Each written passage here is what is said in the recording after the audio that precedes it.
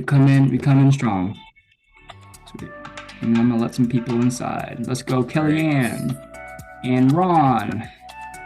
We got some Todd Youngblood. Kimberly's note taker on time every time. Kimberly, Mari, yeah, Leanne, Jason Sears. His note taker on time. We got some Augustine and Tony. Yeah.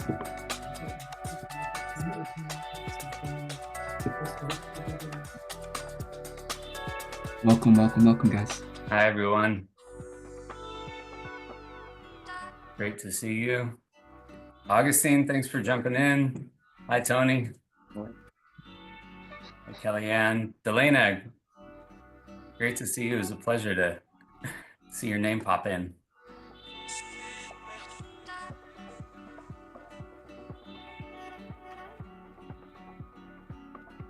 Hi, everyone. Let's see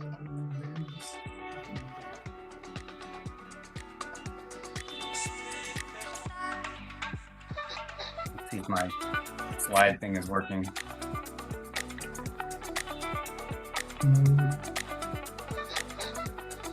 Welcome, y'all. We're gonna get started in about the next 2 or 3 minutes, letting people kind of trickle in. Yeah. If I share my screen, it'll cut off your music, Justin, and we don't want that. That music coming from the meeting? Yeah. Do you approve, Todd? Is it good? Yeah, Justin is DJing. Yeah, I just thought it was my music that I didn't shut off before.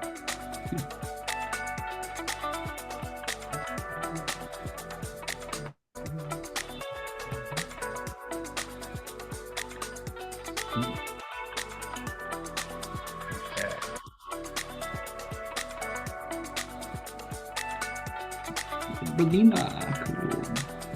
All right. Barbara's here. Yeah. Everyone. Right. Marianne.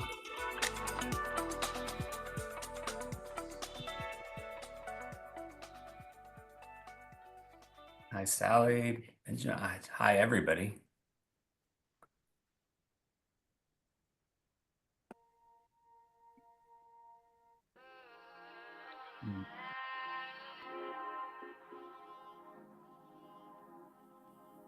I'll do like a minute or two more and then we'll kind of get started.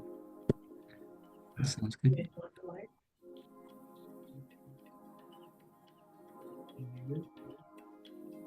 I can't see the picture, so I don't know. I can't see the full picture, so I don't know. How dark do they look? Our faces. It's a little dark, Dory, but not too dark. Oh, I better be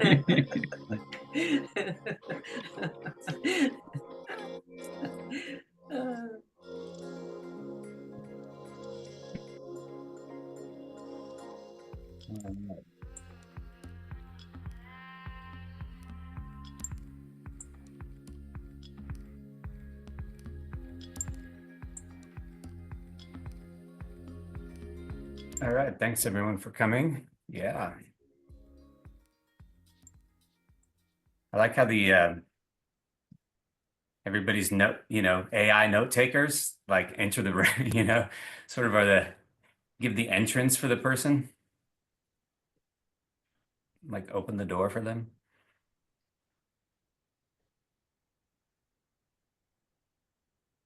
Rob, you ready to kick it off? Cool. All right, there's some folks still jumping in.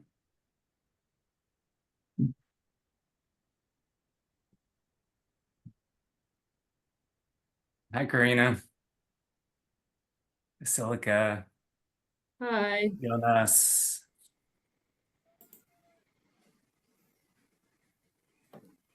And there's some folks I haven't met, but thank you for coming as well. Like Mary, well, maybe we met before, Mary and Ryan, and yes, Benjamin, Michael. So Natalie, hey. So just to help us keep on time and flow, I think people are going to kind of keep trickling in, but we thought we go ahead and get started. My name is Justin Taylor. I'm not Rob, but I'm here to help ease and support him today. And Christine and the HSC team. So I've been hanging out with these people for the last, well, pretty intensely for the last 3 or 4 weeks, but for about the last year or so, introduced to Natalie Woodhouse and yeah, Rob and Christine have done hard work to prepare for today for this Catalyst launch party. And so, yeah, I'll be kind of helping to introduce people, helping to keep us in a good flow, and we actually want to just take a moment and invite up Christine, who's going to help us kind of open the space together as we kind of hop into our flow. And I'll drop a agenda in the chat just after that, so you can kind of see where we're going and what we're going to do and have a good sense of how we're going to, yeah, catalyze you. Christine, do you want to go ahead and take us in? Yeah, hey, thanks, Justin. Can everyone hear me pretty well? Awesome. Okay, yeah, so we're here for something that's, I guess, has like that grounded, serious edge to it, right? New economy and value exchange. But I figured that we could also drop in and do a little present thing before we start, because we're working to bring in the whole person here. And so let's try to bring more of ourselves into this gathering today. And that may be on a felt sense level, on the heart level, in those thoughts that have been churning for a while, and some of those memories and inspirations we have. So all of that is relevant and welcome here. So let's take a minute to ground together. We can just settle into our chairs, maybe even like a little bit of movement just helps to wiggle the body into presence. And yeah, we're really grateful to have you all here today. And this is a heart space. This is a place of sharing. So we want to welcome that energy in right now, and taking a moment to feel where our hearts are at today.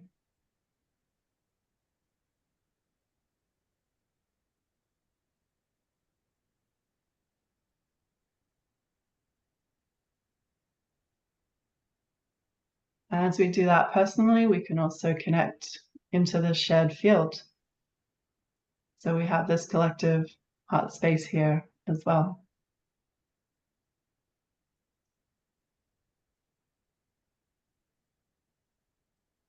So thank you very much. And Justin, continue.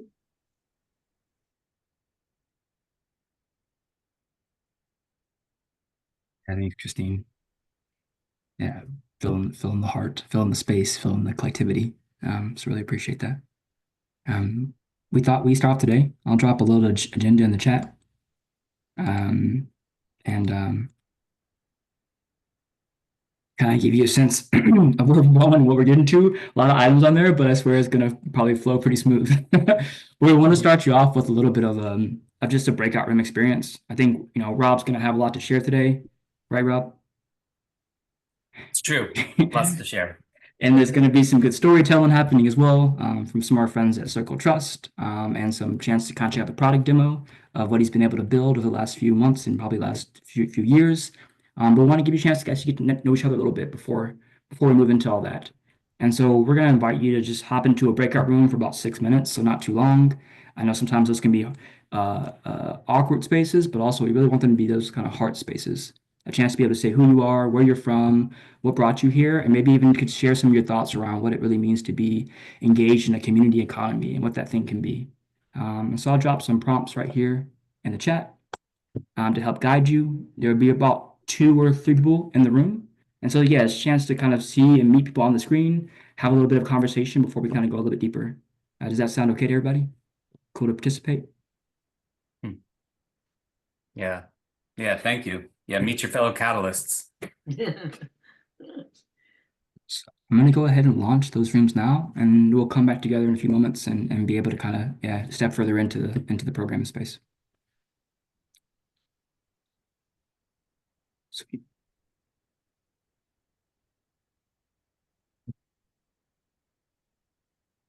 you have any trouble, let me know, and I can help you get in there too.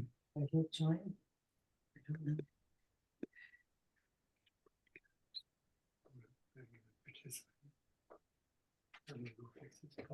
Okay. Hey, Trent. I think you're familiar with Trent, And Justin. yeah, I talked to him on the phone yesterday.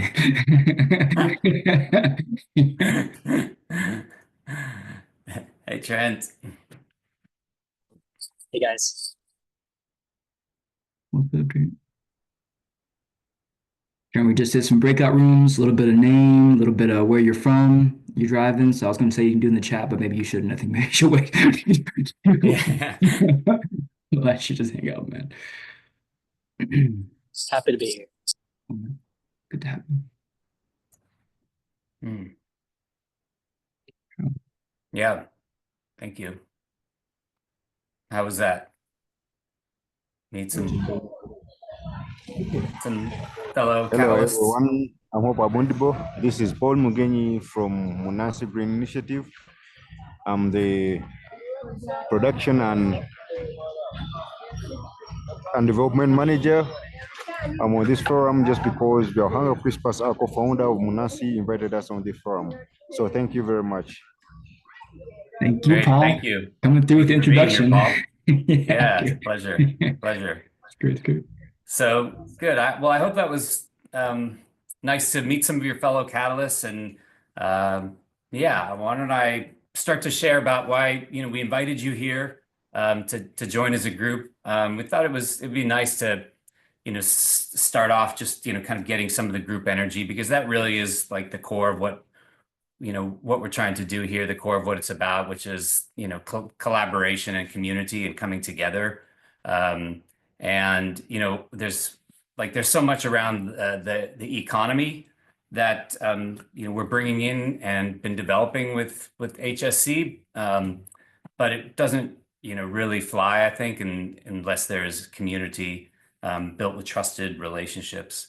And so yeah, I think that's part of what we're going to talk about, and just the combination of those. So yeah, why don't I'm just going to kind of share a little bit about HSC, Holistic Systems Cooperative, what we're doing, and go from there. So let me share my screen.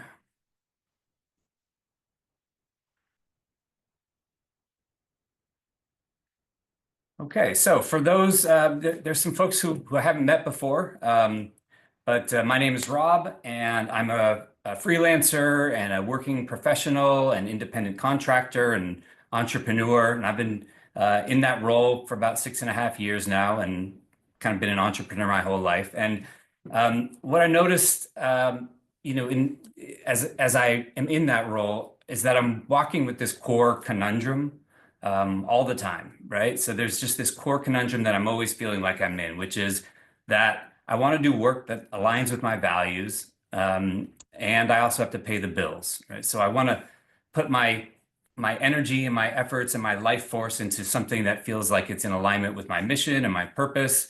But I'm also feel like I have to, kind of run around in the hamster wheel in order to meet my survival needs. And I want to be a contribution in the world, but it's also difficult because there's a lot that I have to do in order to just survive. So really, Holistic Systems Cooperative was started to try and solve my own problem, and yeah, and so what is that problem? Right? The problem is as I said. And basically, it comes down to this idea that we're literally competing against each other for our basic survival. From a systemic standpoint, that's true, even though individually we don't feel that way. When we're isolated from each other, and especially entrepreneurs and professionals, because we're our own little siloed entities, right? We have to figure everything out on our own. We have to, come into all of our own resources, and there's not so much of a safety net. So this really is a systemic problem. It's not like an individual problem. it really comes down to a system that is designed to make us compete against each other, that is designed to bring about scarcity. So the only solution that I've ever found to that problem is to collaborate. So to flip the dynamic on its head from competition to collaboration. So that's really about like pooling resources, coming together, de-siloing, and collectively empowering each other. And so that's really why we're here, and that's what Holistic Systems Cooperative is about. It's about collectively empowering each other to be able to meet our needs. And that's why we're here. And that's why I feel very grateful and very blessed that everybody has showed up, because I do think we're at a time where we're realizing this. We're at a big turning point, I think, in our human society, where we really need to switch more into a collaborative mindset and into way of doing things that is cooperative. So from everything that I've seen, I think we can do it, right? So that's probably my primary message, right? Is that we can do this. We can come together, but we just need to do it together. And so HSC is really something that is a way in order to do that, a way in order to facilitate what we want to facilitate. And so the way we're doing that, the idea is to have this kind of connected, this community economy, right? So got a slide up here. So what's a community economy? So this is one way to resolve this challenge, because from my perspective, the economic realm is really a core realm where a lot of other challenges come from. Because if we can't meet our basic survival needs, it's hard to work on the environment and contribute to this project and recycle well. So the idea is, can we bring a community together and share resources and pool and exchange value? So community economy, it's a resource pool. So basically, like a group investment, right? So a bunch of people with a certain amount of money, they all pool their money into a pool, and they invest, and they're going to get better returns because there's more of it. And so it's the same kind of concept, this resource pool, except here we're wanting to bring in all kinds of value, right? There's this framework called the 8 forms of capital. So we want to bring in everything that we all have. So it's an exchange system. So basically, there's lots of different, there's some different methods of exchange than we have in our conventional economy. A lot of those, one of those is a non-monetary method of exchange. So community economy, it's contribution based. So those who are putting in time and energy are those who receive the benefits. It's co-created, it's co-owned, co-stewarded. It's not separate. There's not a separate, group of people who are running it from the people who are in it. It's an alternative economy and complementary, which means that what we're doing is meant to be a transition. So this is a big, it's a big thing, and so we really want to start from where we are and then go to where we want to be. So a couple ways to think about it is like, here's a slide. These are the 8 forms of capital. So a couple ways to think about it. It's like a value bank, right? So we're putting all the value we have together. We're all making deposits and we're all making withdrawals. But the thing is, we're synergizing all that value.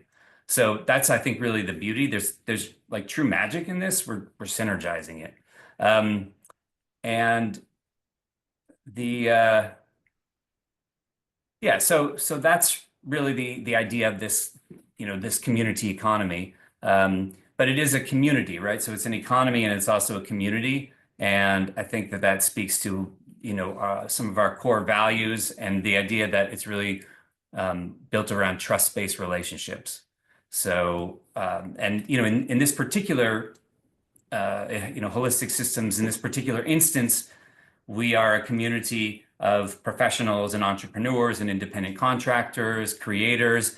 So what we're trying to do here is, rather than say, okay, let's like put this new way of doing things, into like the whole world for everybody, we're saying, well, let's try and concentrate on particular communities that already, are complementary and have value with each other. So, a community like professionals, but there's also location and land-based communities. There's purpose-based communities, profession-based communities. So Holistic Systems Cooperative is one of those. And we're also part of this larger movement or network. And we're going to speak to that in a little bit. So there is one thing, this is my contention, which is, and for this endeavor and for any endeavor, everything I'm doing, my contention is that it's more important how you do something than what you're doing. And so I think that's a really big deal. We don't want to recreate what we already have. And so I think we need to be very conscious and careful and deliberate about how we're doing it. So, some of that comes, down to what are our values? What are our guiding principles? And, some of those real quickly are, let me see if I have oh, no. So basically, yeah, some of those real quickly are, we're a collaboratory laboratory. So it's an ongoing experiment. We're professional about professional and personal growth, community stewardship. There's this, saying called all crew, no passengers. Which basically means that we're all in it together, and we're all co-creating and developing this together. And so there's the idea is that when we put these things together, we put together this like vision and mission and purpose, and we put together these like tech tools and these frameworks and these models, along with certain guiding principles and values, that certain things come out of that, right? So our current economy, it has a certain design, and certain things, outcomes arise from that economy. Which is, one of them, right? There's tremendous innovation that arises from our conventional economy, but also tremendous inequality and instability, and we can see, ecological destruction. So what we're trying to do is, create certain outcomes, and as you can see on the slide, right? These are certain outcomes that we feel like, even from, we've been in this the last 3.5 years, and other people have been in communities as well. But by synergizing all of this, we feel like there's certain outcomes that happen and that we've seen happen, right? Which is getting your needs met in ways that aren't possible on your own, earning a thriving livelihood, finding new collaboration opportunities, aligning your work with your values and purpose, and all of that. So so that's really kind of the story of HSC. So thank you for hearing that. That is what we're trying to catalyze. And the idea behind this catalyst group is that we've built this tool, and we've built these frameworks, and some amazing people have been creating the culture for 3.5 years. And we feel like, there's something special that we have to offer, but it really, it really doesn't work unless there's people coming in to kind of spark the flame and to start to fill up that resource pool. And so that's what this catalyst group is about. And what HSC is, what we're doing now is having this offering and this invitation to try this, for us to jump in and not try and create the perfect theory of what, the perfect transformative economic system can be, but rather say, let's get in here and start making it. So there is this idea that we are part of a larger movement, and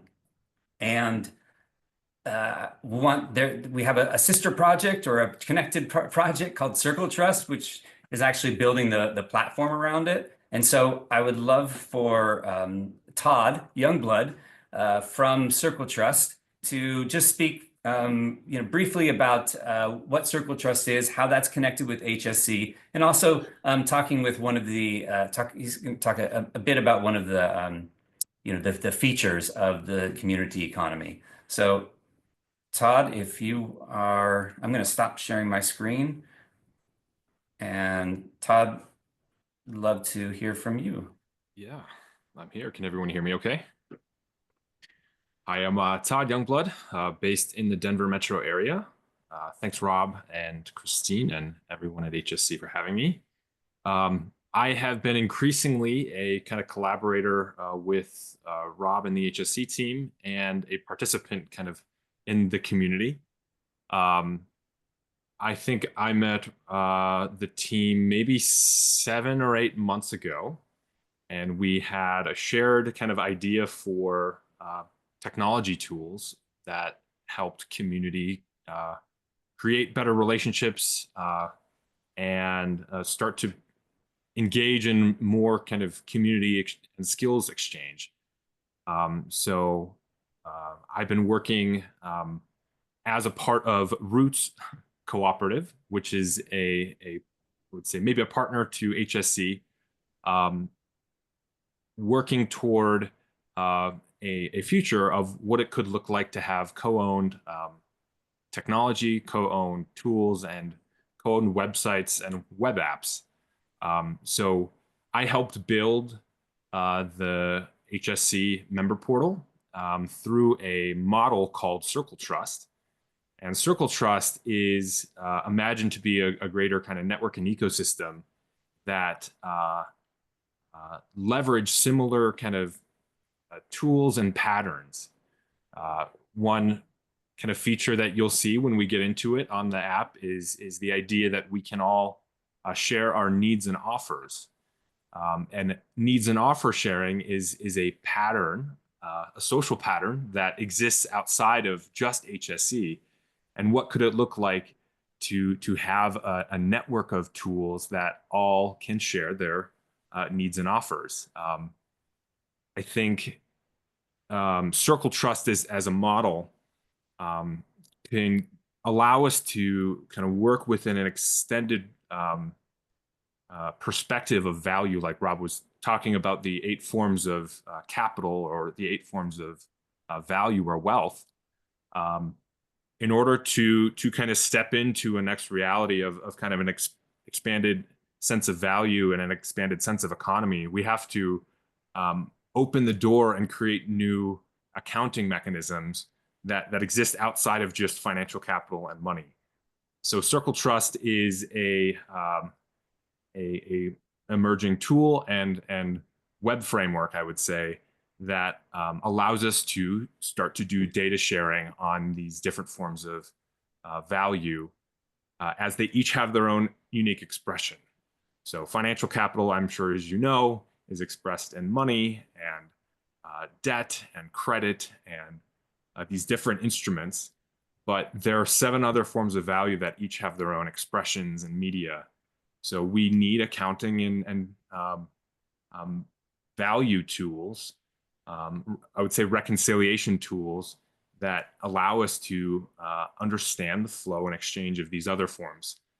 So that's really what Circle Trust is trying to do, and build a network of apps and technologies that all kind of speak the same language of different forms of value.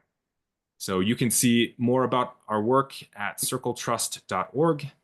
That's a site that's work under progress, but like Holistic Systems Cooperative, Roots Cooperative and the Circle Trust Project are emergent from a network of professionals and creatives that all want to work toward kind of this future of shared technology and shared tool processes. So I'm happy to share more about that and kind of what the sponsorship entails. But yeah, I think we could leave that to another time. But glad to be here and really excited to see the launch of the HSC member portal and how that opens new doors for different types of exchange and skill sharing. Thanks, Rob. Thank you. Yeah, thanks, Todd. And really, yeah, for me, the exciting thing about Circle Trust really is this, term I think of as networked communities. So it really isn't about Holistic Systems Cooperative being this, again, this siloed community. It's really about collaborating, and having communities that can be small enough to build, trust and trusted relationships with each other, but also be integrated with a large enough network of different communities that there can be a level of value that's available for people that really makes a difference. That really brings about the level of capital and assets that is flowing within the different communities. So and there's even there's a larger regenerative movement, and it isn't about also HSC or even Circle Trust being like the community or the app. It's it's really about the larger collective vision, and I think that we're all in that larger collective vision here. So that's I definitely want to activate that we're all kind of catalyzing and hopefully finding our own ways. So I'm going to share. Oh yeah. So Justin, yeah. You're good. I just want to keep us in the flow, man. I was gonna say, yeah, it sounds like a good segue into actually showing the app off. So I think for the next 10 or 15 minutes, we're gonna actually walk you through a few of the core features of the HSC app and kind of give you a sense of what's been built and how it works and how maybe it can support you. But we'll also have a little bit of time to kind of break up the product demoing with a little bit of breakout room. And so you'll have the chance to actually come back together and talk as a community around maybe what your needs are, things that you may want to offer, and ways by which you can be recognized and what you do in kind of in new ways based on this kind of community economy. And so we'll have a chance to kind of, check things out and then kind of gather together and breakout rooms again. But yeah, Rob, please take us in if you're ready. Yeah, thank you, Justin. Yes, I appreciate that recap. Yeah, so this is so really this tool, right? The idea is that the tech is the enabler. So the tech is not the thing, but the tech is something that combines with the rest of what we have. Yeah, we call it a collaboratory laboratory, really, and the idea is that it's a practical, hands-on way to collectively help ourselves, and we're exploring new paradigms here. So why don't I jump in and show you the app? There's also so when we're talking about this, where's my share screen?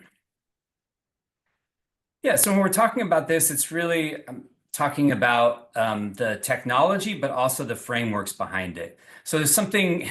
The more and more we've worked on this presentation, the more and more it came into my insight that we're really doing a big retraining here.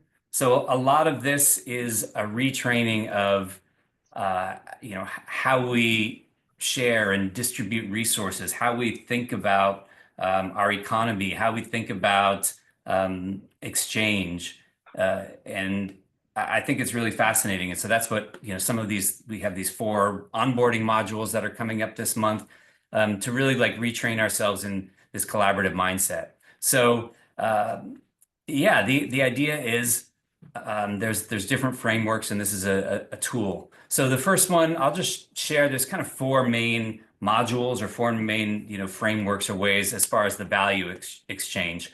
Okay, so the first one is our members and our whole person profiles. So we have a member directory, and you can see these beautiful faces, right? And so part of what we're trying to do with the app is really to make great matches and make it really easy. So we want to have these ways to filter and sort and search, right? So if I want somebody, if I'm looking for a collaborator for admin and operations, right, I can just filter that way.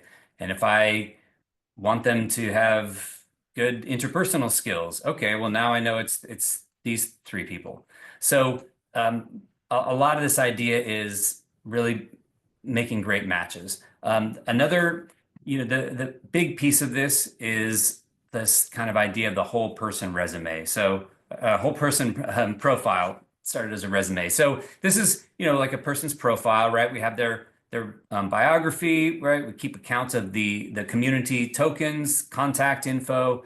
All of these expand so you can see, you can see more. These are all the professional skills. So we're really trying to get granular here. But we're also trying to bring in everybody's, like we call it, the whole person. So, a lot of times in the professional world, like I'm coming in as just my expertise or just my skill set, but we want to be cultivating all of who we are. And, I might be a marketing professional, but I also want to learn how to code. So how can we support each other as we go along in our journeys, in really coming more and more into like who we are.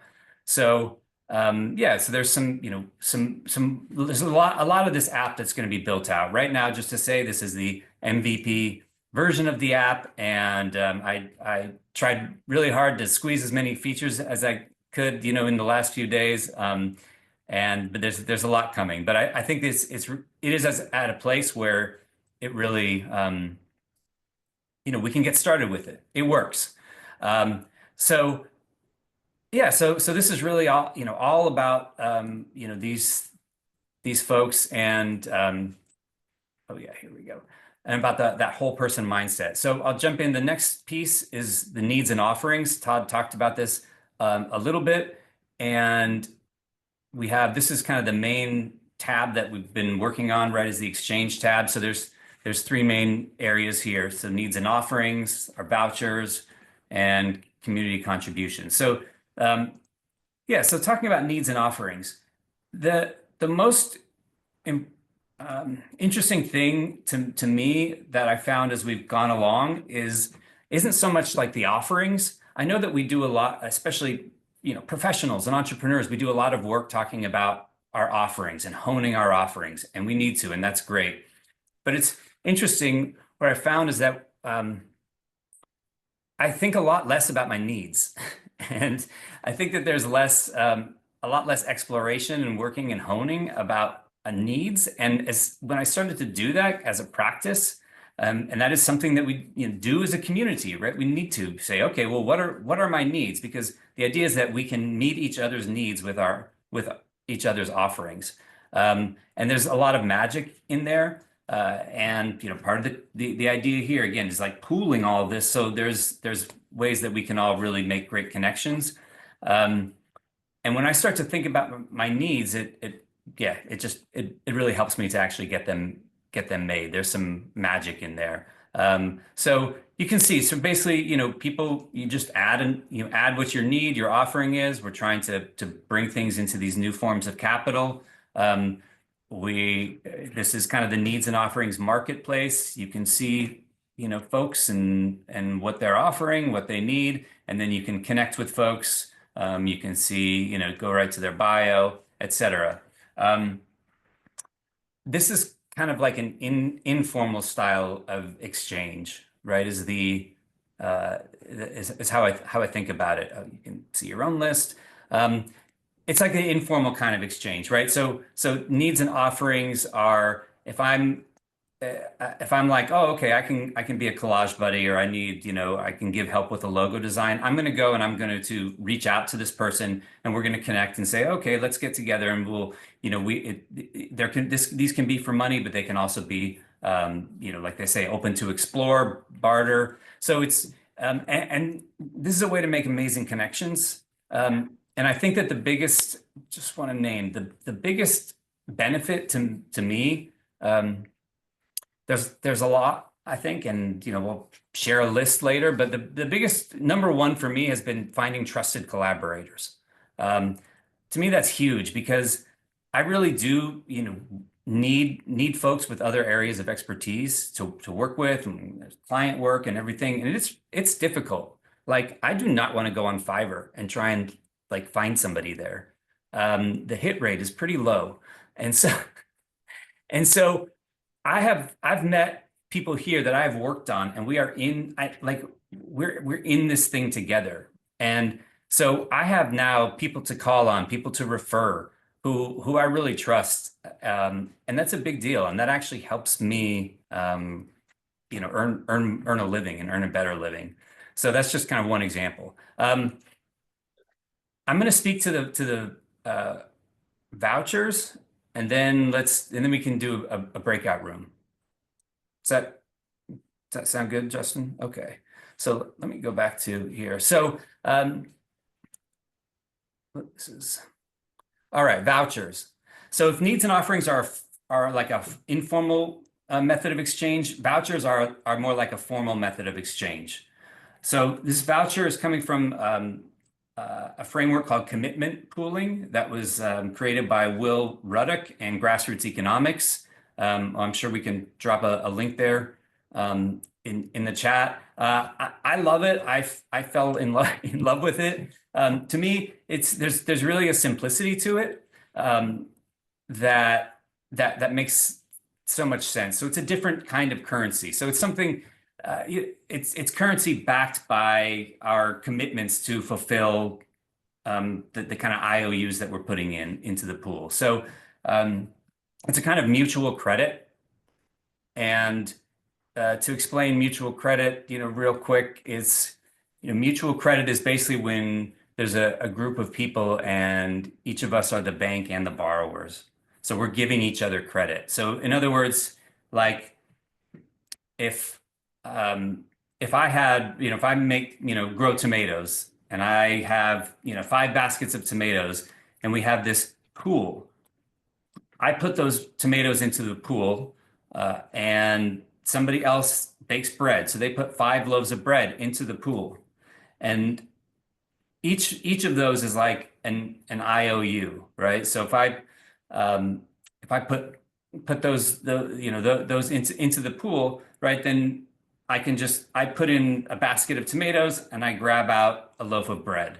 And then the more that other people do that, right? So somebody then comes in and puts in an hour of consulting services. So the more people that do that, the more ways there are to exchange. But bread gets stale and tomatoes get rotten.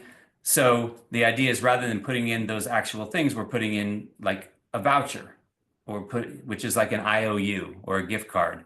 So now, as soon as I put in 5 IOUs for my tomatoes, I can then pull out 5, different other IOUs.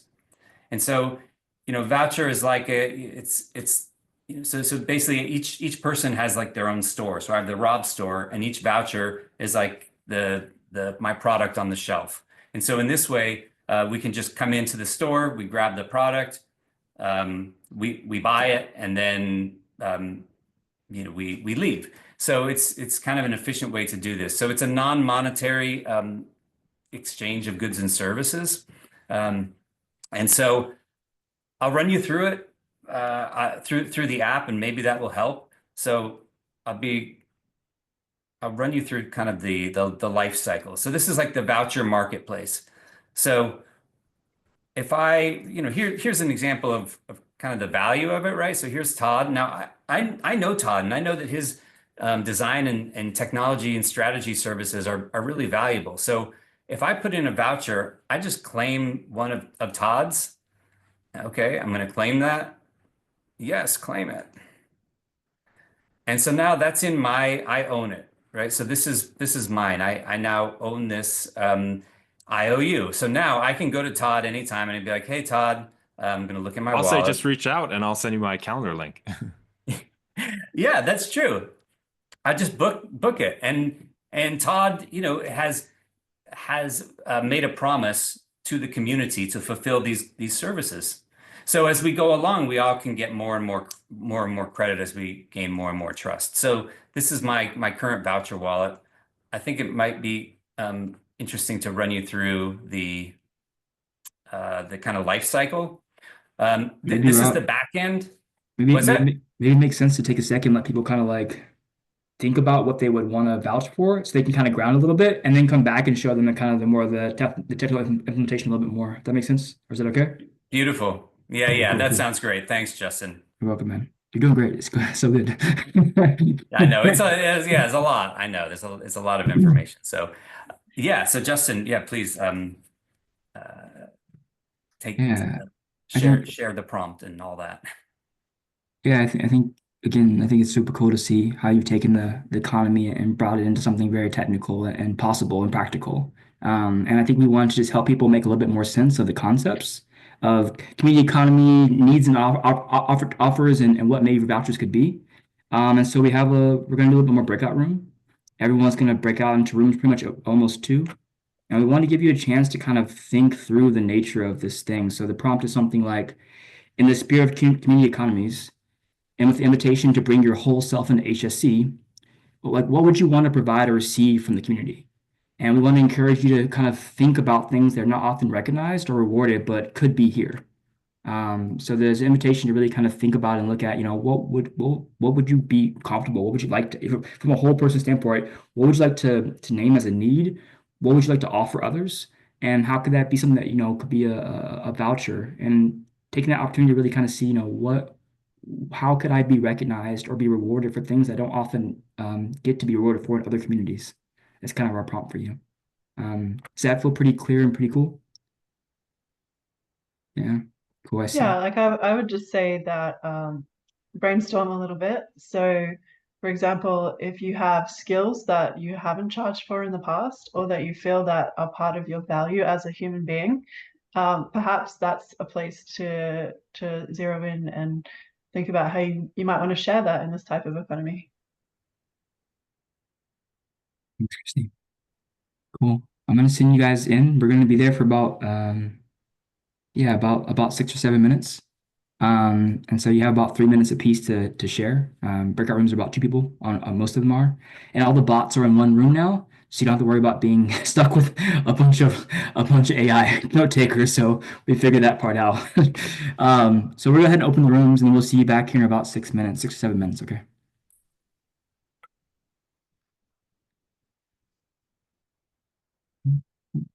Bunch of people.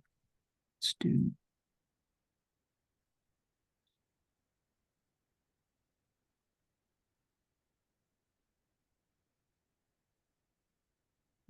Josh, we're gonna assign you to, hey Josh,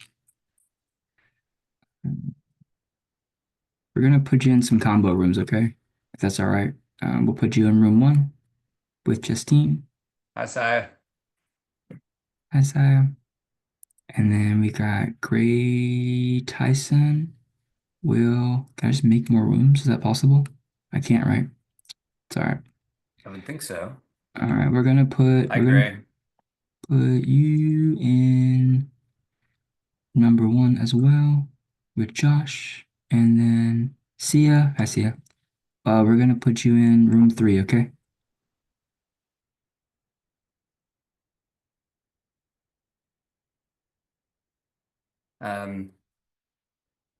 Justin, you see, yeah, Justine could use to go back into a breakout room.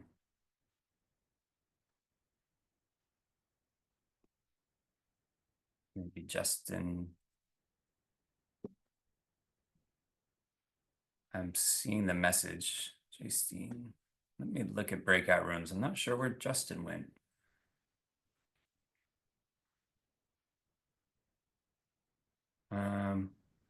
I guess he sent himself to a breakout room. Okay. I don't know.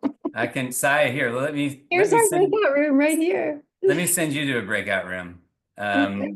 Let me see, oh, you're back. I'll just send you to a breakout room, Saya. Room 2 with Augustine.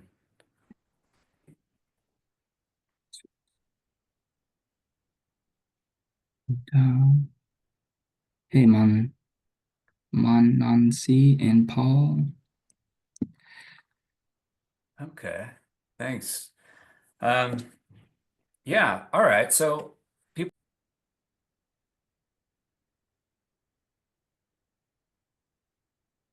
Welcome back, Jonas. I accidentally came back a little bit early, but anyway. Okay. I only wanted to dismiss the notification, but then I came back. Sorry, Tony. I didn't mean to quit early. Was accident. You guys got some good parallel backgrounds. You got the fireplace and like the sunset is very, that's a very warm room. It feels like Jonas and Tony. And cool. Everyone should be back in about 2 seconds. So.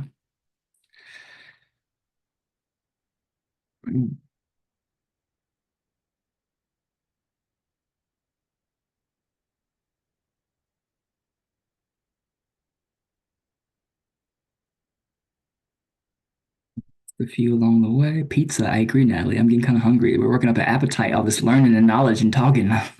Goodness gracious. Uh, yeah, I hope you guys enjoyed some of that conversation. And we want to invite you again to like in the chat, if there is particular needs and opportunities that you noticed or saw that came up for you, things you want to be rewarded and recognized for, we'd love to hear from you. And Rob's going to kind of take us back into a little bit of the vouchers and help us to kind of continue to see the possibilities for how we can take these needs and what our whole self and find ways for it to be valued as contributions into this community economy. So I'll pass it back to you, Rob, and invite people to kind of, please share it in the chat. What's come up for you. Thank you. Thanks, Justin. And also just to say, make sure you know that we are going to have a Q&A so we have another 30 minutes of sharing, and then if folks want to stick around, it's optional, but we'll have a Q&A for any questions. So yeah, so this kind of mutual credit commitment pooling, it is an innovative system. So it's new, but it's also old, right? It's very old. And part of what's wonderful about what Will has come up with is that a lot of what he's studying is in indigenous cultures and how they have been using this kind of rotating pool of resources for long periods of time. And so it's really trying to re-establish that kind of community sharing and resource pooling economy. And there's a level of sophistication that I like around it too. So one of the things that the voucher pooling does is that it allows communities to be able to create a pool of real value and real resources immediately. So a lot of times a community can come together and they're like, okay, now we're a community and we're trying to do something and now we need money. So we've got to find funding. We've got to find funding. And that's great. And it can be difficult. And so one of the things this does is that everybody can immediately put in their value, their assets, their resources. And then all of a sudden you have this pool of real value that can get things started quickly. And it doesn't require cash, right? So a lot of times, a big challenge in our current economy is that there's a great need. So I need what you have and you want what I have, but neither of us have money, have fiat currency, then we're stuck. But in this case, there's a way where we can really utilize what we have in an efficient and optimal fashion. So why don't I jump back into the app, and let me share my screen.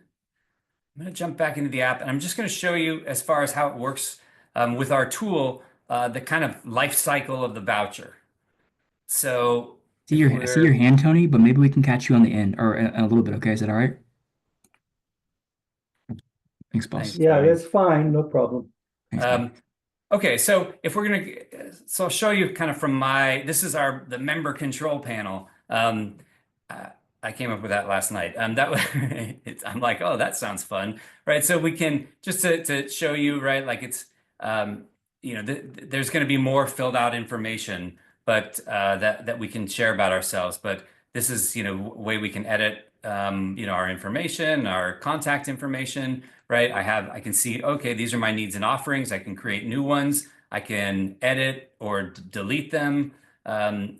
I can, we'll get into the contribution tokens, but I can see those. And then here's vouchers, right? So basically, how it works, right, is I create my voucher, which is like my product, right, in my store. So the store is Rob.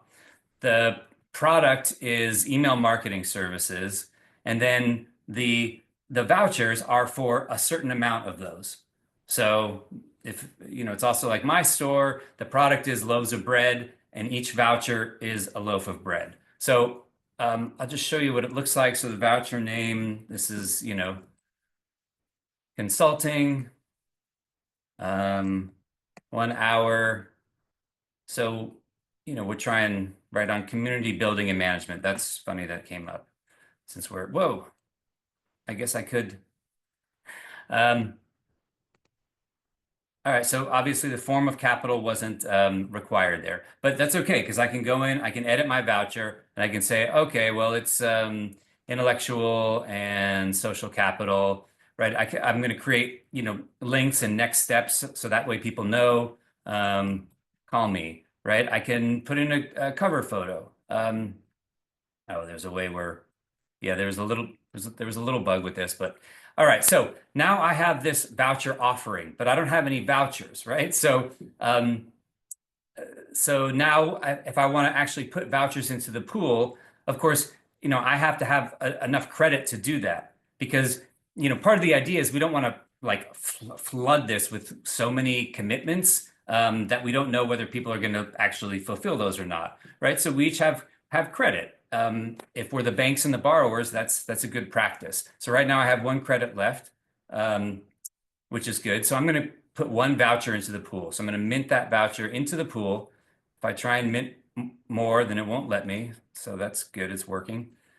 That's okay. So now I've minted 1. Now we see there's 1 of these vouchers in the pool. Now, if I look in my voucher wallet, okay, we can see that's in the pool. It's in the marketplace, what we're calling it. So now if I were to go to the marketplace, I can see that my consulting voucher is in there. And so now we can do we can do a lot with that. So now I can, if a voucher is in the marketplace, everybody has access to it. We can claim these. If I want to claim Todd's voucher, well, I can't because I don't have any more credits left. But so why don't I go to my voucher wallet? It's based on the credits are based on what's in the marketplace. So I can actually withdraw this. So it's my voucher, or I can withdraw somebody else's, right? So let's say I want to withdraw this. It just means I take it out of the marketplace. Yes, withdraw.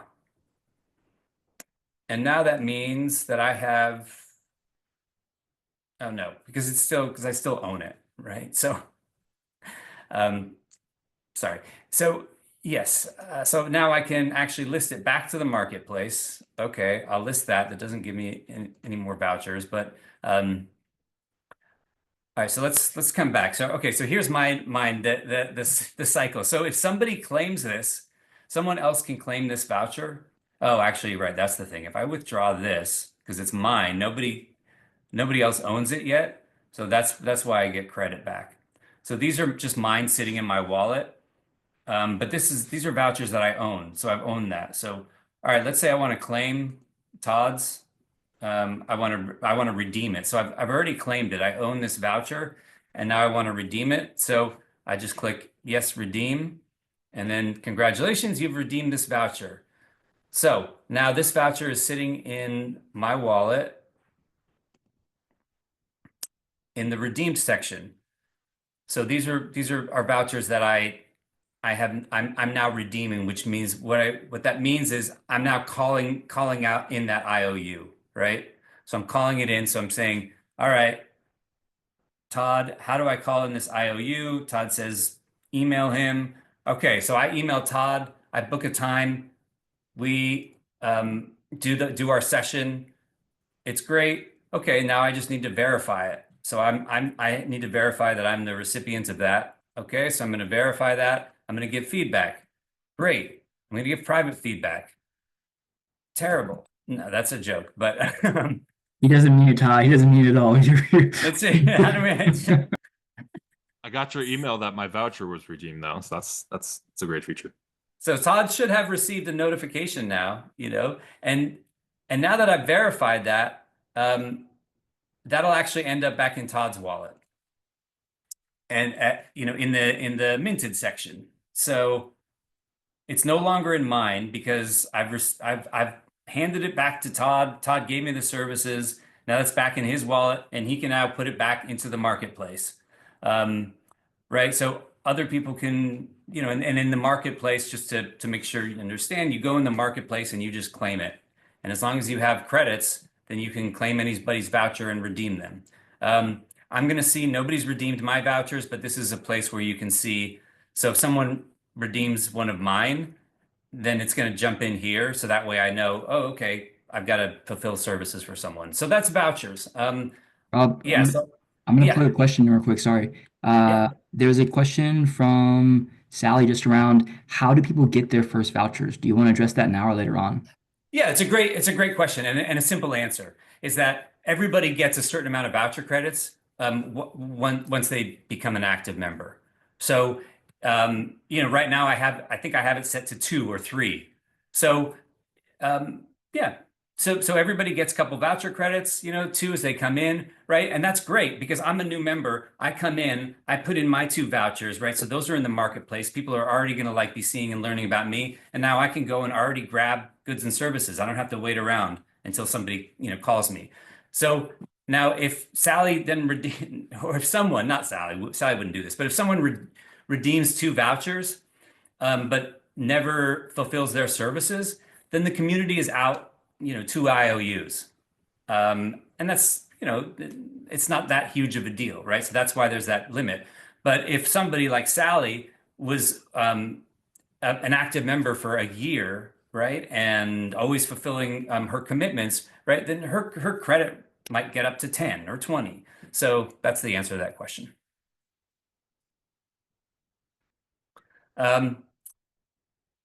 There is one more piece about vouchers, right? Right now, this is the MVP version where, and I want to mention this, the MVP version right now is where each voucher is worth like one to one.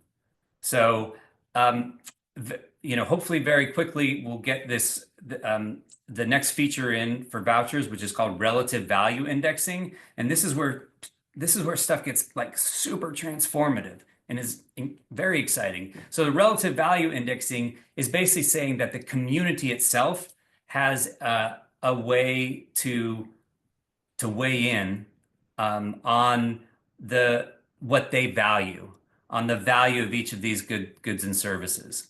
So if we go back to vouchers, so let's say the community really values conflict coaching. So the community can decide, to say, hey, we want to make conflict coaching, that voucher, worth 1.5 of what everybody else's voucher is. And let's say they really don't like business alignment specialists or think it's, or just Rob, right? It doesn't have to be about what it is. There's all these factors. So they say, okay, well, Rob is actually like pretty shady character. So we're going to devalue his voucher, and his voucher is going to be worth 0.5 of what everybody else's voucher is. So there's a lot that can go into that, but I want to bring that in because that really again starts to get really transformative, and it also allows for like the complexity and the subtlety of the fact that we do value certain skill sets and certain experience in certain ways more than others. It also takes away this need for just a full kind of market-based economy that can become problematic and adversarial, as we see very easily. Okay, how am I doing on time? There's one more piece to talk about, which is contributions. Yeah, definitely, Rob. But I think yes, go for it. But yeah, we have about 15 minutes left total. I think people have some questions. 15 total. And All right, I'll be quick with contributions. So contributions is basically the community ledger, right? So the community ledger, which is everybody, right? Everybody is putting into the pool, but it's not just like our goods and services that can go into the pool. Yes, it's fiat money that goes into the pool. We need that, but it's also all of these other different types of value.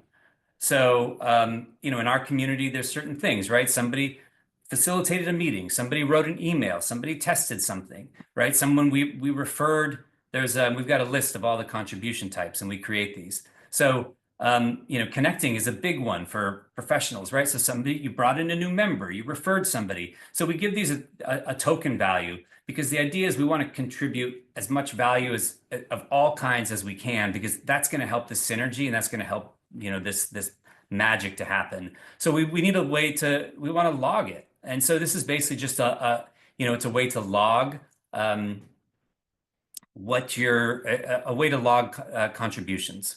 So I can see here, these are mine. There's somewhere where you can go and you can create. Here, I'm going to add a contribution. So it's definitely this. Let's see. There's you can go the contribution types. I'm not quite sure what this one is, so we'll call it a miscellaneous lead. This is my keyboard. Oh, this is the contribution. This is all right. I don't want to get bogged down in this. It works. So, anyways, the idea of these is that right, we're creating this community resource pool, and we're measuring and valuing all different kinds of resources. And so there's a way where in the economy, I can actually I'll let it go. But basically, in this economic framework, there's a way where these tokens are actually internal tokens. So the framework that we have set up now, it's not really just a straight token economy where the token is the currency, because that, again, starts to recreate what we already have. But the tokens then convert into voucher credits. And so the vouchers are really like the primary currency of the economy. And it's a transparent ledger, and it's really a way for people to contribute and own a piece of the community with time, as much as money. So yeah, I'll pause there. Actually, no, I think there's one more thing I want to say, and then I'll pause there.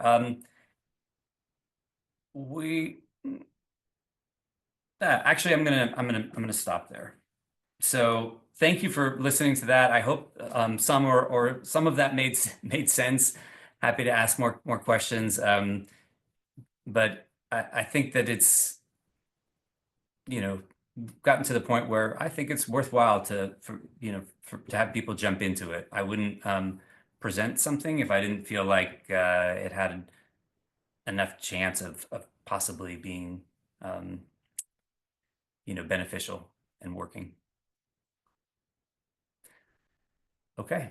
So we have been on quite a journey so far, looking at things like community economies, getting the chance to explore who's here and in what ways, and also kind of what these different terms can mean to us. Looking at aspects of this really, this MVP, which I think is a bit more than that. Honestly, I'd say it's a little bit more advanced than just an MVP, but this kind of holistic systems cooperative app, and looking at how our needs, our offerings, our skills, our contributions, our communities can all find value in using that. I think it'd be cool to start to hear some more of the community voices, maybe having a chance for some Q&A and some feedback. And I wanted to say, Rob, do you want to kind of do your, the invitation now, and then move into that kind of Q&A portion? We can kind of hang out for a while in a more chill environment and have some conversation, or do you want to have the Q&A happen now and then do that afterwards? I think I'd like to share the invitation. I think that at least how we had it on the schedule was Christine was going to just share about HSC. So just yeah. And so then I think that'd be great to hear. I'd love to hear from Christine, and then I can just share the invitation with folks, and then we can jump into that Q&A, and then that can just kind of turn into whatever wild party it does.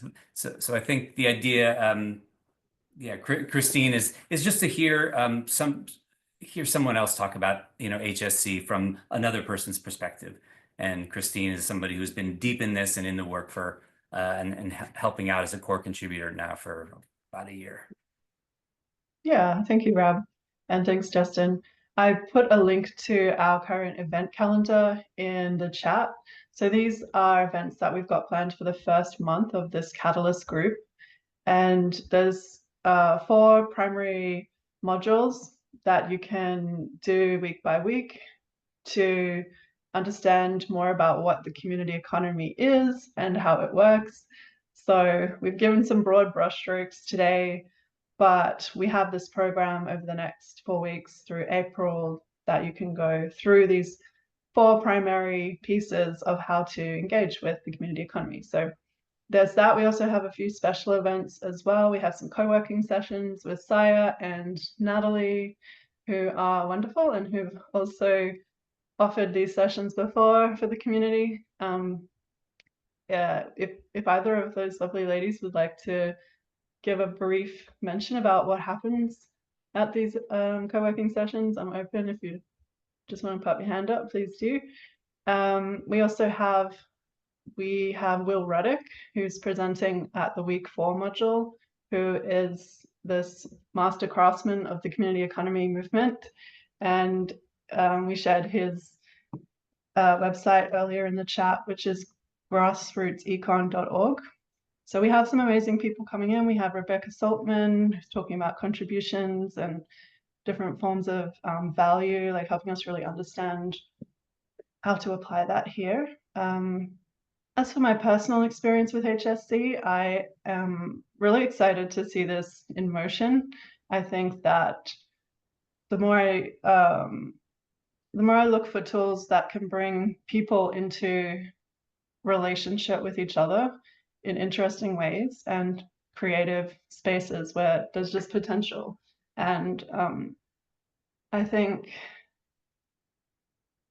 I've been looking for something that can do that on a multi-dimensional scale, and I think that there's potential that HSC could offer that, but starting with baby steps from this professional approach and from these heart needs that we're having in these difficult times, like needs for support, needs for encouragement, needs for ideas on what to do next, needs for all of these aspects that we often hide to ourselves because they're awkward or they might be non-professional.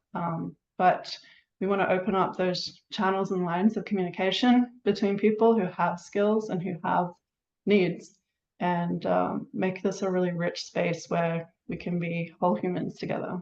So I see that potential here with this tool, and even more potential with what we're building with Circle Trust. So I think, yeah, thanks to the team who are around me. Saya or Natalie, would you like to say anything about the co-working sessions before we move on? I could say a few words. Hi, everyone, new people I've met before. This is really exciting to see. Like, I have to go to page 2 of Zoom to see all of you. Haven't seen that before at HSC. So yay, threshold moment. I was just thinking about co-working, like in college, some of us would pull all-nighters together to get through some big project, and the togetherness was really amazing. I'm not in college anymore, and I want that togetherness as well as my well-being, and I think we all want that. So we're going to have co-working sessions that are a couple of hours where we might share our intentions and support each other, diving into tasks in different ways. Most of the time will be focused time for all of us to do our thing. And yet we will also be together and use that wealth of connection. But I like to call, or I like to talk a lot about relational currency. So we will be leaning on that.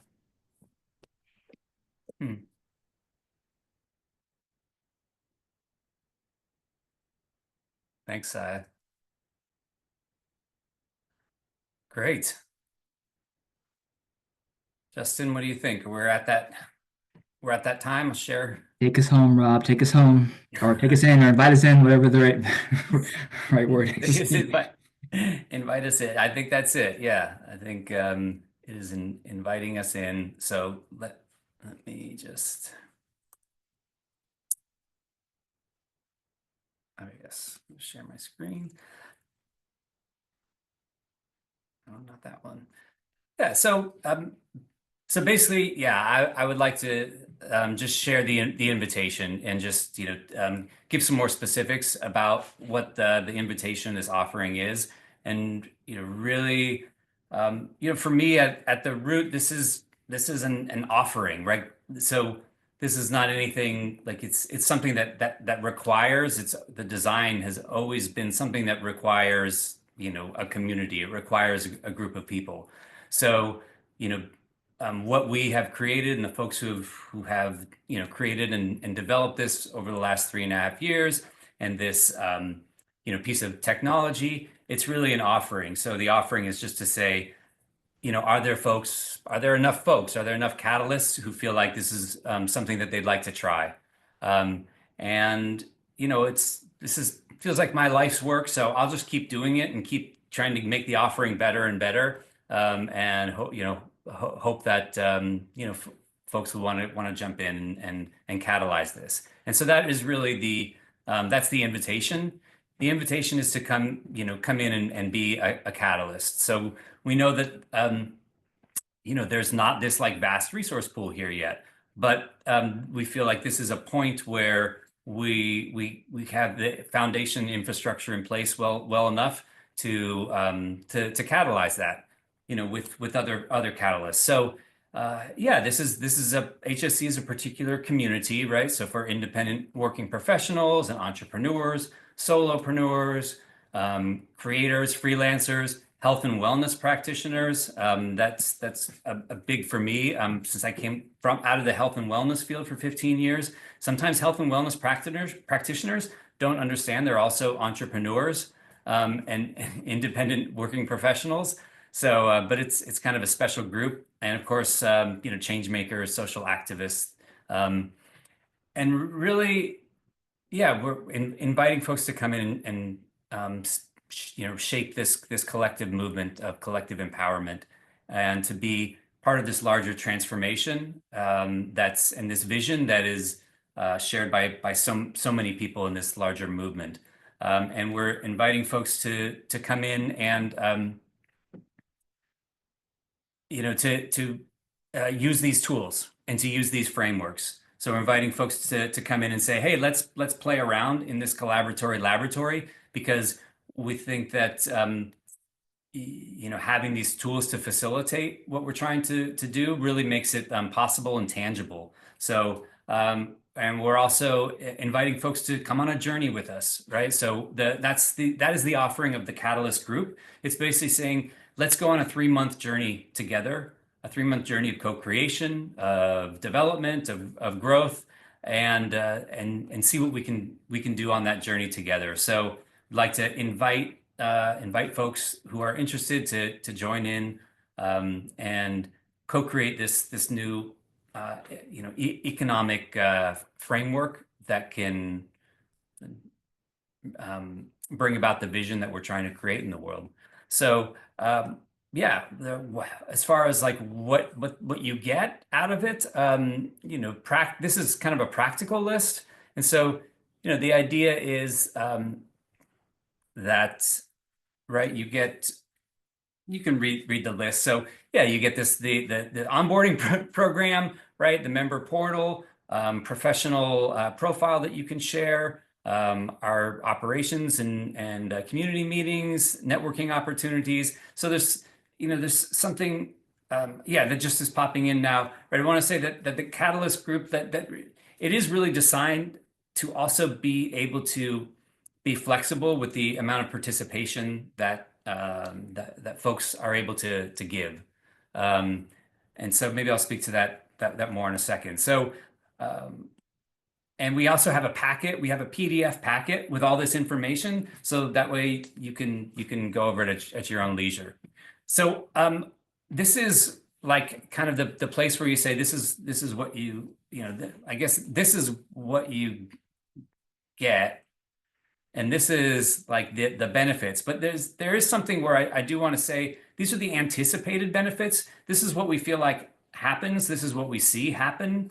But at this point, I can't guarantee you, oh, okay, you're going to come in and find trusted collaborators and find new opportunities.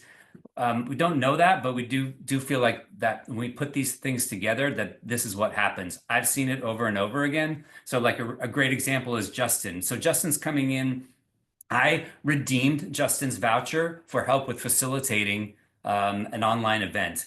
And it's been amazing, right? So there's been so much that has come out of that. Not only did I get the service, but I'm seeing, oh, this is a person who now I'm seeing and I'm understanding, and that it's a person who I can work with. It's a person I can call on again. I know who they are. I'm understanding their skill sets. So there's a lot in there. And the idea again is that this is a co-created entity. So yeah, what are we asking of you? So really, the idea is that there is a kind of a mix of ways that you can contribute. So right, some of that is time, some of that is money, some of that is participation. Really, at the basic level, we're saying, hey, we're asking you to participate. We're asking you to create needs and offerings, create a voucher, connect with folks. We are asking for a monthly membership deposit. We're calling it a deposit because it's not really a fee that you're paying to somebody. It's a deposit that we're all putting into this collective value bank.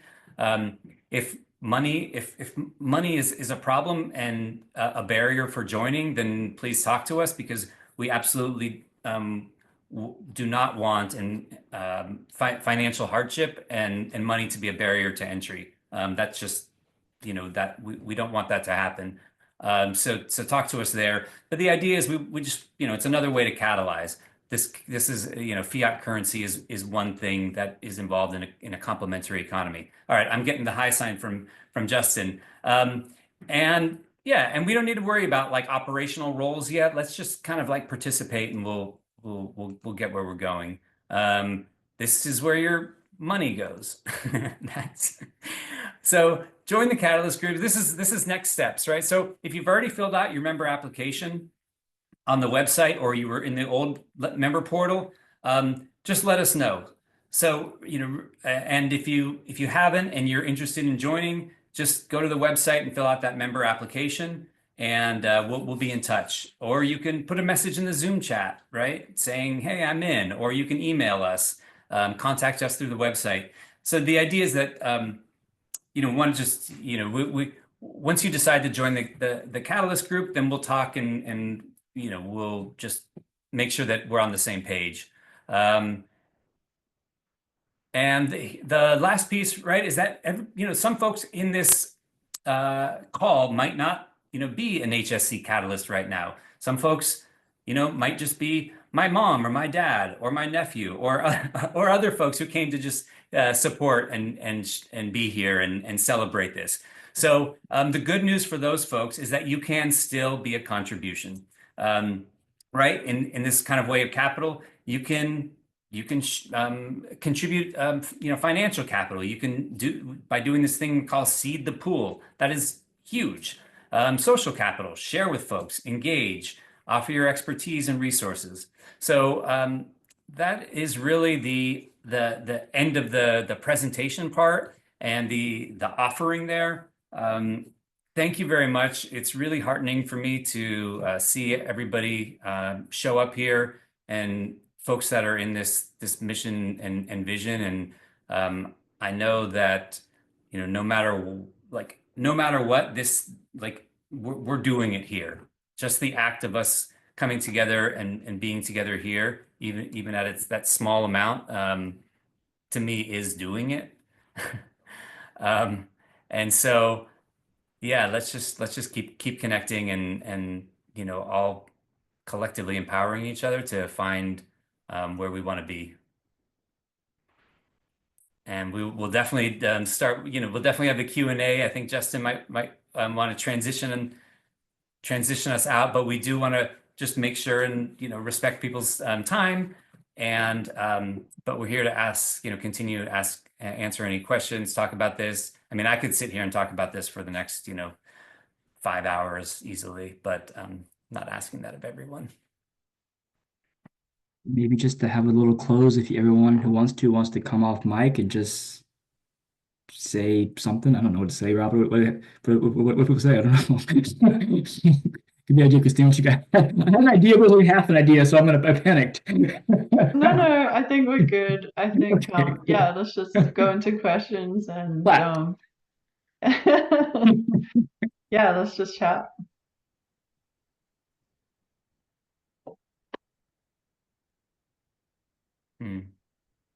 Yeah, just it. Yeah. Thank you, everyone. Good job, Rob. Thank you, Oh, Rob. Thank you. You too. And there might also be questions from the chat, but yeah, we'll leave it open for a little bit. I'd like to maybe say a few things to tag on what you were just sharing, Rob.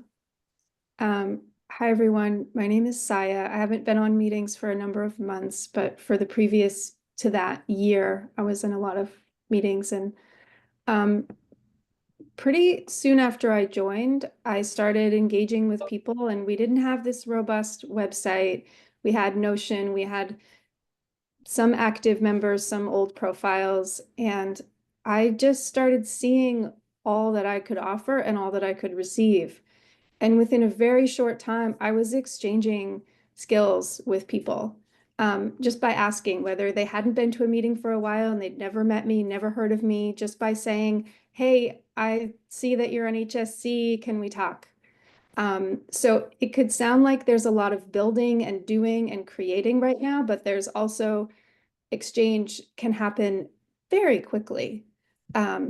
So, check it out. There might be something on the exchange that maybe you didn't think you were ready for that part in your business or your next step. And then you see that there's someone who can help you and it could click, So I just encourage you to give it a try, give it a chance. And we're all super busy. That's the other thing. It can look like, whoa, I got to learn this whole new system and I got to fill this whole profile and no. So I would say just do what you can and get started. And even a small start hopefully is enough that you'll really start to imagine the expansive possibility here. That's my ad. That's super great. See you. Can I follow up behind you? Is that cool? I don't want to it's like because I had this similar experience where I maybe like a month and a half ago, Natalie sent me a link and reminded me that these were happening, and I started coming to the Tuesday community meetings, and so that's just a chance to kind of come in, check in, see what was going on, and I kind of got involved in the flow of what Christine and Rob had going on, and I started to care and I started to give ideas, and my ideas led to them actually inviting me in to being able to host or facilitate this. And it was a choice point for me because I have my own kind of work and projects going on. But we talked about it. Me and Rob and Christine, we had some pretty deep conversations about money and finance and value exchange and how I could be valued and how they could be valued and what the nature of the organization was. And it was very, very personal and it was very, very real. And on top of that, we were also kind of doing work building to this day, building today and tomorrow. And so I think the level of trust between us and the depth of understanding has just grown immensely. And I think it's, I feel like I've had the place to practice like skill building a little bit. How do I offer what I offer? How do I recognize that value? What am I willing to value and hold as a professional boundary? Especially when there's non-monetary exchange going on. I feel like as a solopreneur, as a freelancer, I've been able to, have a safe place to be able to grow and make choice with very little bit of, it's not like there's a professional quality to it, but also there is the safety of community. And there are these values that are shared, right? That we're really trying to find a new way that things are going to be not always work that well, but we coming from a place of trust. We're coming from a place of care. We're coming from a place that's meant to be kind of generous in its nature, right? And so there's that little bit of value set and spirit that's there. So I just found that to be really, sometimes hard to know if I'm doing it right, but also very, very compassionate to the fact that we don't. That's a very, very ambiguous thing, but I do feel good about this community, and I do have a deepening of trust that this is a place that I want to be and I want to work with. Like I want to work with people that are here because I think it attracts very, very, very good and very real people. And so that's just my little whatever testimonial or something like that. I don't know what you call that, but just my heart story.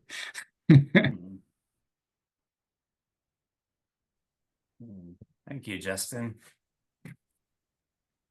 Yeah, I'll follow up with like a testimonial as well. My experience with HSC, Natalie, started probably a year ago, and in the process of joining and brainstorming and working with the community, and also when we were beginning this process of discovering needs and offerings, Rob was encouraging us to list needs that weren't necessarily professional, and it was through that exchange that I ended up being introduced into the Lakiera Radical Life Coaching, which I then, full circle am now, just exiting that teaching and now bringing the offering of being a coach to the HSC member portal once again. So it was like this unexpected, and it took me on a journey for sure, but it was like this unexpected access to a resource I didn't even know I had. So thank you.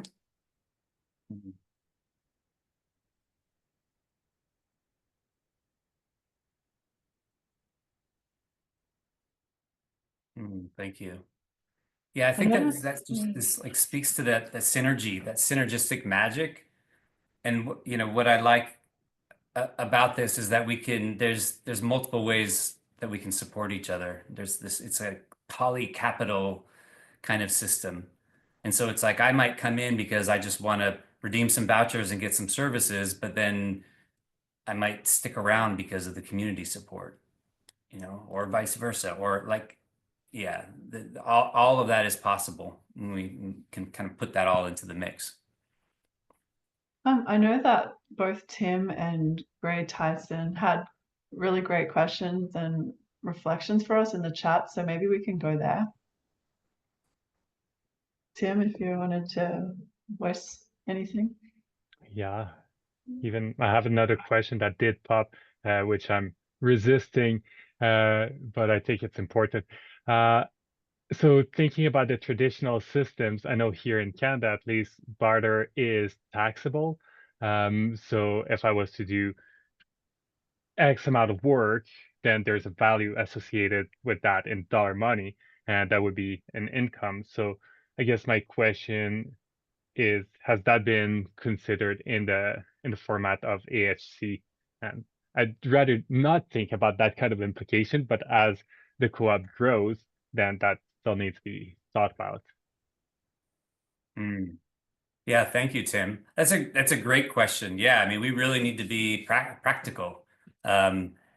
Yeah, so thanks, Natalie. Yeah, and actually that was something, I don't think that Todd really addressed that. I mean, we didn't give him much time, but one of the great benefits of, so Todd is representing Roots Co-op, and then Holistic Systems Cooperative, joined up and, are building and creating Circle Trust. One of the great things that Todd, is bringing is the legal and financial aspects of it. And so, there, like the Roots Co-op already has, an LCA legal wrapper. So we already have a place that we can fund, flow financial money through, in ways that are all legal. So that doesn't specifically, I think, answer your question. I think your question, Tim, is more like to the individual and what do they need to report on their taxes as far as, this kind of non-monetary exchange? It's a great question. I don't know the answer exactly, but I think that's right. That's like another one of these things that we really need to find out. And it's another one of these things where it's like, if I'm a solo person, I've got to figure that out, and I've got to learn tax code or something. But maybe there's just one person, who can say, "Oh, I know about this. I'll figure it out." And now, we have that information as part of our shared, resource base. So I know I jumped into like selling it more, but that's the answer I had. Well, that's cool. That highlights the power of the community as well. One person focusing on that element, being able to support all the other people in the community with their own taxes without having to dive into something that they're not passionate about. So, and I'm also very okay with, yeah, we don't know at this point, and that's okay. Yeah. And there were other questions, but I also want to leave room if people have live questions rather than the chat ones.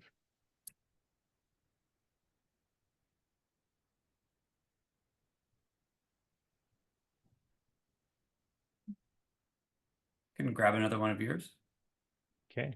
So yeah, the other one is around connection with other like-minded projects, and I've never made much research about it, but I know with the Web3 community, I'm sure there's other like-minded regen economic system that are being developed. So it brings me to question, is the wheel being reinvented here, or is there already products or projects that already exist that can be tagged along and grown further to benefit of the synergies? And on the other side, diversity is also good. So if there's this other project, making sure that Circle Trust and HSC are networked with the other projects. Absolutely. Thank you, Tim.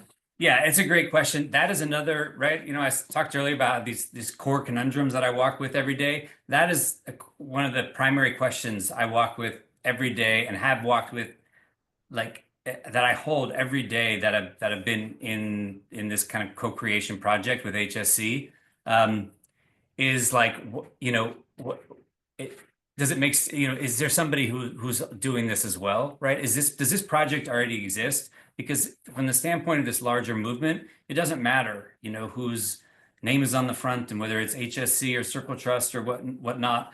And so I've done, you know, I have come a long way as far as like being involved in this larger movement, this larger regenerative movement, and there are projects that are very complementary. If I found a project where I was like, oh, they're doing exactly what we're doing, I know I would have shut down HSC and just jumped in there, because we don't want to be reinventing the wheel. We don't want to be doing like redundant things. And then of course you speak to that other, you know, the other side, which is the diversity, you know, and so it's like, okay, well, what, you know, when do I jump? When do we partner? Where do we partner? Where do we merge? You know, where do we collaborate? Where are we complementary? Where are we redundant? These are like our huge questions. And you know, what I do know is that I have learned about and are connecting with, and we have connecting with a lot of other similar projects and talking about that question. And there is a lot of energy and movement now towards collaboration and towards interoperability. So a lot of it is, you know, is around the interoperability of data. So that way we can have like different projects on different platforms, but be sharing you know, the information that we want. So like needs and offerings is this core, you know, is a core piece of data, right, that we want to be sharing. So there's another group called GaiaNet, and we've been working, you know, kind of working in parallel with them. And you know, that's one of the things we really would like to happen, is to have all the GaiaNet needs and offerings be able to be seen on the HSC member portal and vice versa. So that way it isn't something where we have to keep dividing people into one point. So yeah, thank you. And I'll just say with that with Circle Trust, the design is that each community can still hold itself. So HSC can hold itself, GaiaNet can hold itself, like other Circle Trust communities can hold themselves in that relational way, without losing that intimacy, but then have some parts of the data layering, like working interoperably on a privacy setting, like totally choice-based application there. So yeah, does that starting to get somewhere with your thoughts, Tim? I think so. Okay, they Yeah. need to germinate more and just like it's imagining new systems, and there will be challenges along the way, and that's cool. It's part of the process. I'm still with you. I just need to get my dog back in. Okay.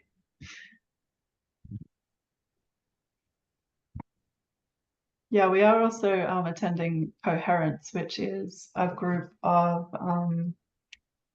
all these different regen communities that are getting together to specifically talk about tools and all the different platforms that people are building and how to make these work together in the most effective ways, but still to serve our groups for what is needed. So that's happening at the moment as well. I wanted to ask how many people are currently using the platform and how many do you envision it growing to sustain? Yeah. I mean, And hi. and hi. Hey, Delana. Delana and I worked together. Yeah, I don't know, a little while back. So it was great to, yeah, it's great to see you. Yeah, I mean, how many people are using it now? So there's really, you know, I think that there's probably 10 people on there now. No, I mean, nobody is really using it. You know, from the sense that, you know, it's right. The MVP version is really kind of just been built out now to a place where we can use it. And I think that's the idea of this Catalyst group, you know, is to say, rather than try and kind of bring in one person at a time, to say, hey, is there a group of people that want to come in and just get things, you know, kicked off? Because there is a way where, you know, there needs to be enough kind of people in there and using it, you know, in order for it to start to, you know, the tool itself and the vouchers and the needs and offerings to start to have that value, even though like what we're seeing was that the connections in the community and all of that, you know, can create some itself. The second part was how many do we foresee? Yeah, well, I mean, it could be a lot. You know, it could be a lot. I think that's that's a large amount of people who are like independent contractors and entrepreneurs, and you know, it's a big group. So I think that is really the idea again of these networked communities, because maybe, you know, like say there's, you know, 1,000 people, say there's, you know, 5,000. I know that's ambitious, but you know, why not? But the idea is that if we have these little these, you know, it's kind of like a mitosis is part of what I anticipate it might look like. So if we get 144 people or whatever the Dunbar number is, in holistic systems, and then it starts to grow beyond that, then we might like split off, and there might be holistic systems 1 and holistic systems 2. And so it's not that they're disconnected, you know, from each other, but there's a way where I don't know how it's going to work. There's a way where I think if we get to like a really large amount of people and it's all just in like one big kind of giant group, then we may lose trust, and it, again, may turn into, you know, fiber. I don't know. Does that answer your question? Yeah, that's great. Yeah, I mean, partly the reason I ask is because even in just the platform examples you were showing, I just was getting lost in the listings. It's like each listing is so specific that and then if it gets, you know, that just becomes unwieldy quickly, I would think, if, you know, to find what you're looking for, or to look through, you know, opportunities that might be there for you. It just could be a needle in a haystack looking for the thing you're after. Yeah. Can I Yeah. can I speak to that just for fun? Because I like this part. We have talked about, and I think there might already be on the calendar, like certain like matchmaking opportunities to like get together and network and see each other face to face rather than just all that text description.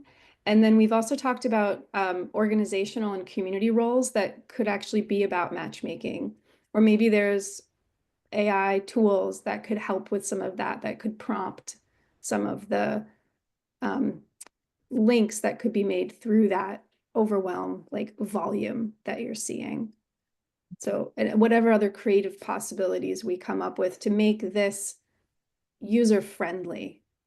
We want to make our lives easier, not, you know, more complicated and overwhelming. Yeah. How much time are each of you putting in? I mean, Rob, I imagine you're putting a ton of time as the champion, as the main champion. There are a lot of champions I see, but you know, for a normal user, how much time is someone putting in to engage normal? Getting in the language weeds over here, but how much time is someone putting into their participation and presence in the community Yeah. per week? Yeah, it's a good question. And I actually did think about that because, right, for this presentation, I think that if I, you know, from what I thought about was from the Catalyst group, like the first month, you know, it's probably going to be a minimum of 3 hours a week for the first month. I mean, it could be more, but I think if we're saying, okay, for the first month, you know, we're doing these 90-minute, you know, workshops once a week, right? So that's already 90 minutes. And then, you know, there might be another, you know, half hour or so of something of talking. And then there might be, you know, another hour of like learning the platform and working on your profiles and what are my needs and offerings. I think, you know, from there on out, I would say, for the rest of the Catalyst journey, you know, maybe 1.5 or 2 hours a week. I think that as a minimum, I think that could go up, but I think that the level of participation really ideally would go, the level of time you're working and participation would go up with the amount of value that you're getting from it. So that's the idea, right? So it's like if I'm on LinkedIn, you know, if I get a lot of value from LinkedIn, I might be on there for, you know, a half hour, 45 minutes a day or something. So, yeah, but I think that the idea is we want to try and keep the time commitment down as much as possible, but also like have participation. Yeah, and there's a big difference between just learning the information at the start and filling out your profile and getting onboarded, and then actually just how much time you need to get in there and get the job done and actually enjoy the community. So we're just asking people to show up to 1 meeting per month. So there's 2 per week. It's really just about what fits in where for you. And we'll have different sections in those meetings where you can just pop in, say hello, or you can stay for the full experience. We're still really filling this out as well because it may not be that people can come to a meeting per month. And that's also okay if they're really participating in the app and just doing everything they need to do and getting their own rewards out of it. So we don't have any hard and fast rules at this point. Yeah. Is there a monetary commitment to join? Yeah, we're asking for one. We're asking for like this monthly membership deposit, and the amount we've come up now with is $15 to $25 a month, sort of a sliding scale, and you know, with the understanding that if that's, you know, a hardship, then you know, that won't be a barrier to entry. You know, I think that we you know, it's hard to say because it's like, oh, we want people to, you know, come in and participate. We don't want, but you know, I think it really is this aspect. I think that's not, you know, too much money, or at all. You know, if you're committed to doing this, and I think there is this aspect that we really are trying to you know, kind of gain this pool of resources, and a little bit of fiat currency goes a long way, you know, so that really in this kind of complementary economy, you know, it's necessary. Like I've looked at all this and run simulations and things like that, and I don't think it's, you know, I love this non-monetary exchange. I think that it's also doesn't seem realistic at this point to have this work without some fiat currency moving through. In fact, that's a lot of the ideas that we actually want more, because what we want to do with these vouchers is not necessarily always have them, internally in the community. Yeah, it's great as much as possible to have them be, non-monetary, but we also would love to have people purchasing them as well, especially external people, to say, oh, okay, I want this person's services, so I'm just going to purchase a voucher. That's money coming into the group. Also, let's say I really want Todd's services, and I don't have any credits. Well, we could do, partial, right? I mean, even with needs and offerings, say, hey, okay, I'll pay, half your rate and half, with voucher credits. So yeah, I went on a little run there, but that's kind of the larger answer in my mind. Got it. Thanks so much for inviting me, Rob. It's nice to meet all of you. I'm gonna go on. Yeah, you're welcome. So great to see you. Yeah, likewise. Yeah. All right, we'll be in touch. Namaste. Bye. Thanks for your questions. Mm-hmm. Incredible. Time flies and it brings so many more questions. So I guess I'll have to join some future calls. But I guess because I really need to go, so I won't be able to hear the answers. But some things that did come is the ability to say no. So if somebody redeems my services for web design and they're a nuclear weapon company, as a web designer, can I be like, no, thanks, that doesn't align with me. So that's one consideration, a mechanism to set the boundary between the people trading or exchanging. Then the other question is, what are the learnings from other failed projects? So in the 90s in Quebec, there were different projects around bartering. And to the best of my knowledge, they failed.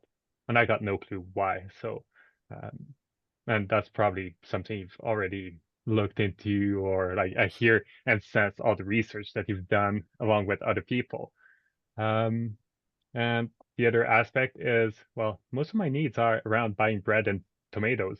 And living in a small community of 1,000 people, the likelihood of other people being on the platform is low. So how to interface with the outside world so that I can get my bread and tomatoes to make my nice sandwich if most of my energy is involved in the platform. So that interface is also a question I'm curious about.